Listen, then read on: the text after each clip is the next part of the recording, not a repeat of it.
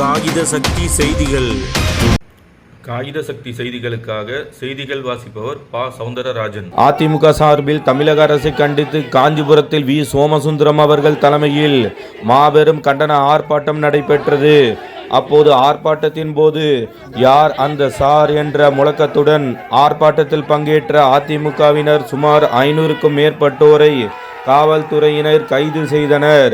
கடந்த வாரம் அண்ணா பல்கலைக்கழக வளாகத்தில் மாணவி பாலியல் வன்கொடுமை செய்யப்பட்ட சம்பவம் தமிழகம் முழுவதும் பெரும் அதிர்வலைகளை ஏற்படுத்தி வரும் நிலையில் இது தொடர்பாக பாதிக்கப்பட்ட மாணவியின் புகாரின் அடிப்படையில் ஞானசேகரன் என்ற நபர் கைது செய்யப்பட்ட போது அப்போது செல்போனில் ஞானசேகரன் சார் என மற்றொரு நபருடன் போனில் பேசியதாகவும் ஞானசேகரன் சார் என யாரிடம் போனில் பேசினார் என்ற தகவலை கண்டறிந்து இது தொடர்பாக உரிய விசாரணை நடத்தி உண்மை குற்றவாளிகள் அனைவரையும் கைது செய்து பாதிக்கப்பட்ட பெண்ணிற்கு நியாயம் வழங்கிட வலியுறுத்தியும் தமிழகம் முழுவதும் மாணவிகளுக்கு உரிய பாதுகாப்பை வழங்கிட வலியுறுத்தியும் தமிழக அரசை கண்டித்து அதிமுக சார்பில் அக்கட்சியின் பொதுச் செயலாளரும் தமிழக சட்டமன்ற எதிர்க்கட்சி தலைவரும் தமிழக முன்னாள் முதலமைச்சருமான எடப்பாடி கே. பழனிசாமி அவர்களின் உத்தரவின் பேரில் தமிழகம் முழுவதும் அதிமுக சார்பில் மாபெரும் கண்டன ஆர்ப்பாட்டம்